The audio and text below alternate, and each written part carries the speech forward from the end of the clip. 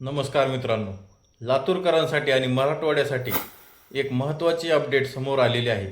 लातूर शहरासाठी प्रस्तावित outer ring road प्रकल्पाला आता हळूहळू गती मिळताना दिसून येत आहे.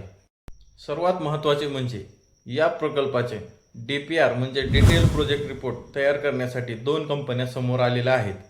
सध्या या प्रक्रियेची छाननी सुरू आहे. 31 ऑगस्टपर्यंत या प्रक्रियेची छाननी पूर्ण होऊन ज्या कंपनीची निवड होईल ती कंपनी प्रत्यक्षात DPR बनवण्यासाठी सुरुवात करणार आहे. आता अनेकांना असा प्रश्न पडला असेल की नेमकं DPR म्हणजे काय? तर DPR म्हणजे या संपूर्ण प्रकल्पाचा सविस्तर आराखडा असतो. या टप्प्यात हा मार्ग कुठून जाणार, किती किलोमीटर लांबीचा असणार, यासाठी किती इंटरचेंजेस बांधावे लागणार, किती पूल, उड्डाण पूल, सर्व्हिस रोड असणार, जमीन किती लागणार, वेळ किती येणार, या मार्गासाठी खर्च किती होणार, या सगळ्या गोष्टींचा सविस्तर आराखडा तयार केला जातो. म्हणजेच हा प्रकल्प प्रत्यक्षात आणण्यासाठी सर्वात महत्त्वाचा टप्पा असतो. तर लातूर शहराला रिंग रोडची खरंच गरज आहे का? तर नांदेड, बीड, सोलापूर, धाराशिव आणि इतर भागातून येणारी वाहतूक ही सरळ लातूर शहरातून जाते. त्यामुळे रस्त्यावर ट्रॅफिकची एकदम भयंकर समस्या लातूर शहरामध्ये उद्भवते. जर हा रिंग रोड पूर्ण झाला तर बाहेरून येणारी वाहतूक आपापल्या मार्गे बाहेरून सरळ रस्त्याने जाईल.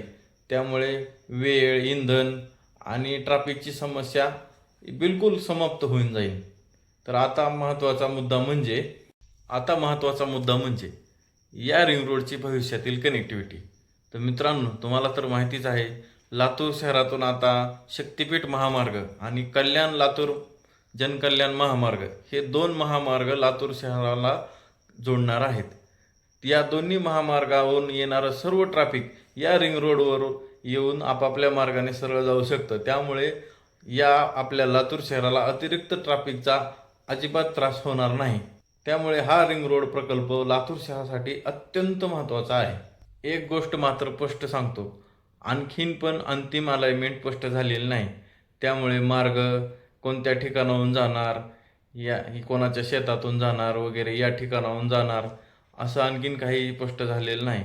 ह्या सर्व बाबी अंतिम DPR पूर्ण झाल्यानंतरच लक्षात येईल. सोशल मीडियावर आत्ता सध्या काही बातम्या फिरत आहेत की या ठिकाणाहून मार्ग जाणार, त्या ठिकाणाहून मार्ग जाणार, अशा कुठल्याही अफवावर विश्वास ठेवू नका. सध्या सर्वात मोठी सकारात्मक बाब म्हणजे हा प्रकल्प फक्त चर्चेत नसून प्रत्यक्ष कामातही पुढे सरकत आहे. सध्या 2 कंपन्या DPRसाठी पुढे आलेल्या आहेत. त्यासाठी निविदा अंतिम करण्याची प्रक्रिया सुरू आहे. त्यामुळे येत्या काही दिवसात आणखीन काही घडामोडी समोर येऊ शकतात.